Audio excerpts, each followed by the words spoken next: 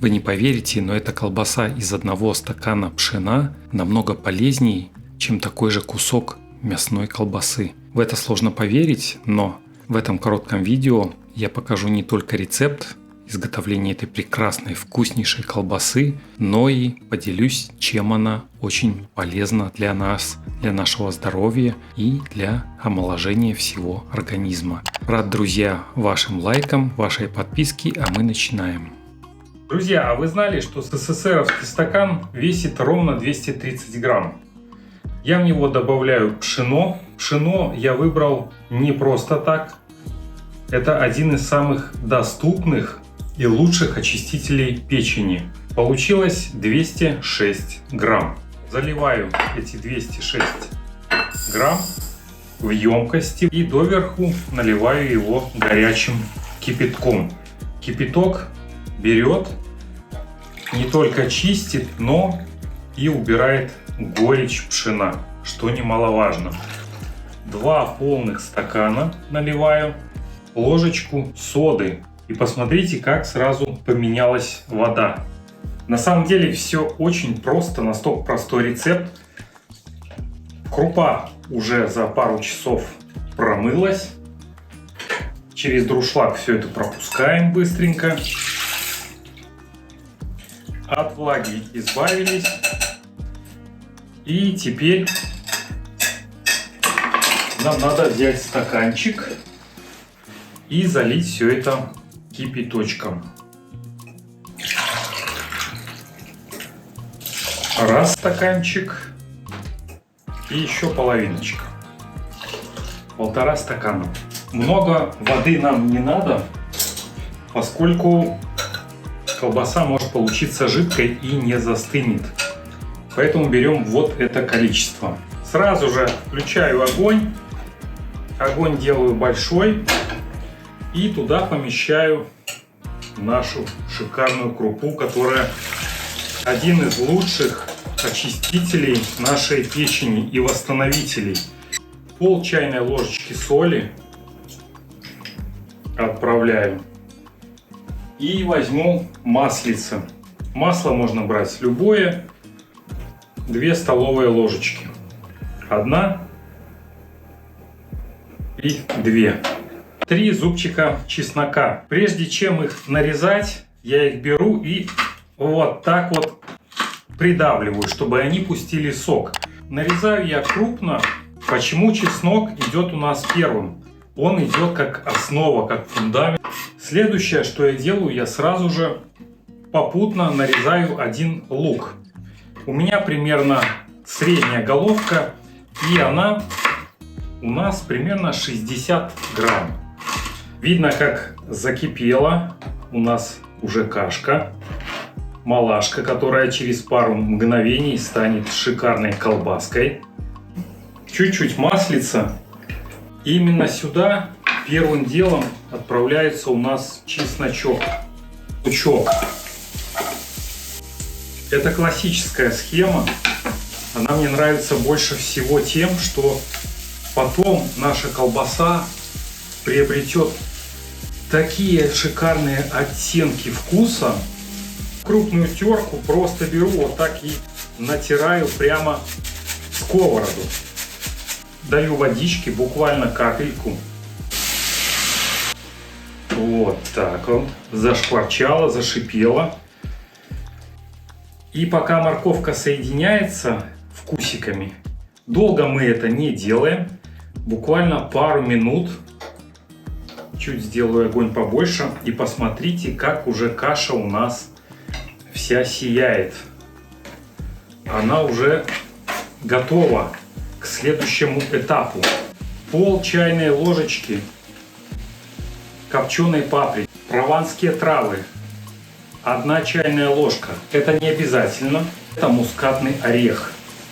Мускатного ореха я взял 4 грамма. Сюда же я отправляю еще один очень полезный суперфуд. Семена чиа. Здесь 15 грамм. Отправляю сейчас, потому что каша на самом минимальном огне у нас должна еще потомиться, чтобы выкипела лишняя влага. Влага нам здесь вообще ни при чем, не нужна.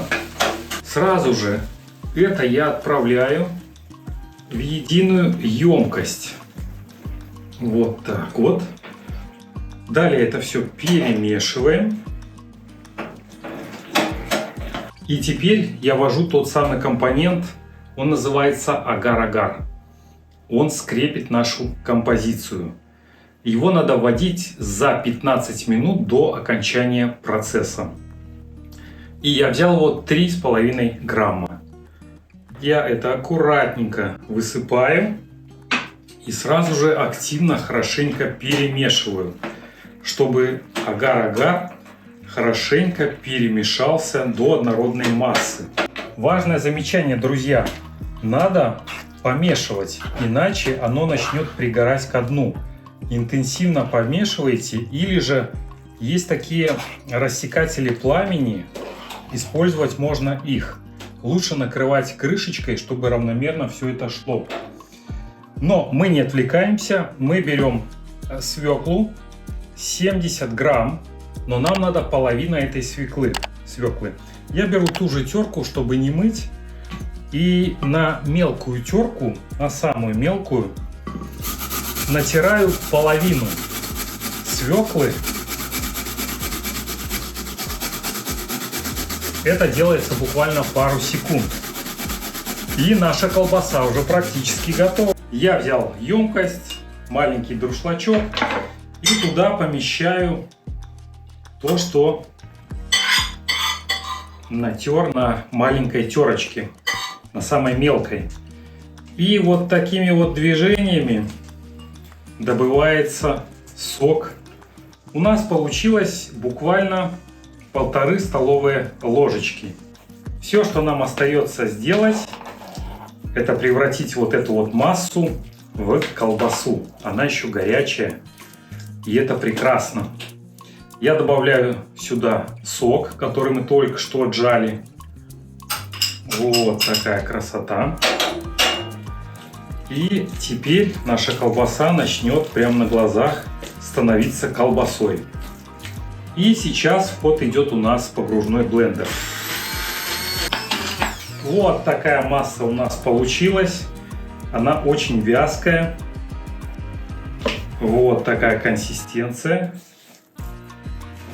Я не добивался идеальной однородности.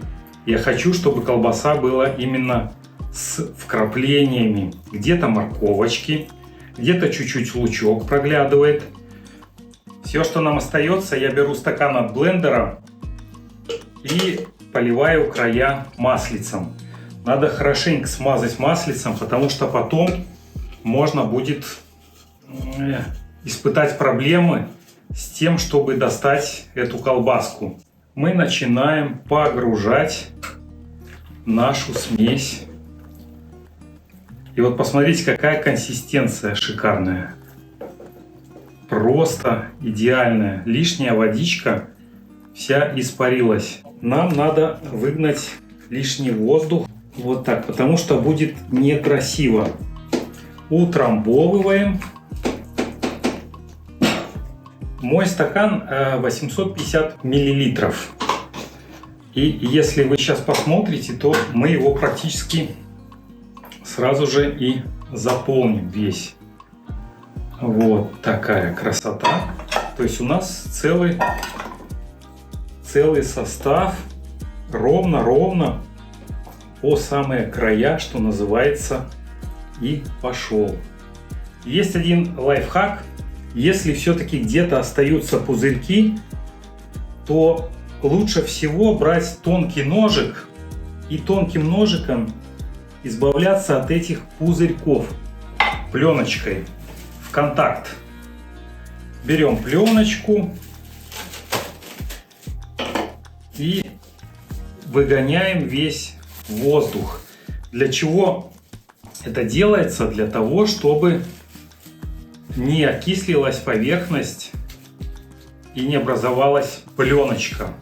Отправляем в холодное место как минимум на пару часов. И сразу же будем дегустировать.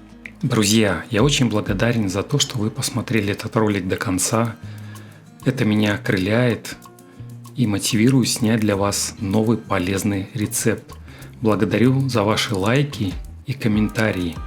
Ваша поддержка помогает продвигать мой канал, совсем еще молодой и хрупкий, и показывать большему количеству людей полезные рецепты. Спасибо, что вместе со мной, спасибо за вашу подписку. Желаю вам всего самого лучшего, а именно идеального здоровья, прекрасного самочувствия, вкусной еды, наслаждения жизнью, чтобы везло в жизни всегда. И всегда на пути встречались светлые и добрые люди, которые наполняют, окрыляют и дают стимул развиваться, дают желание вставать с кровати утром и творить прекрасный день. Таким стимулом являетесь и вы для меня.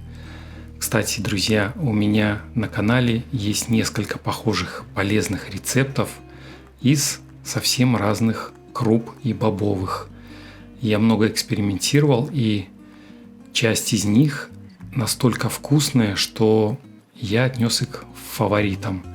Например, в конце этого ролика я дам вам ссылочку на 2 похожих рецепта. Крайне советую их посмотреть, а еще лучше хотя бы один раз приготовить и насладиться их не только вкусом, но и пользой. Друзья, я с вами не прощаюсь, а говорю до встречи в новом видео на канале «Художник на кухне». С вами был Валера,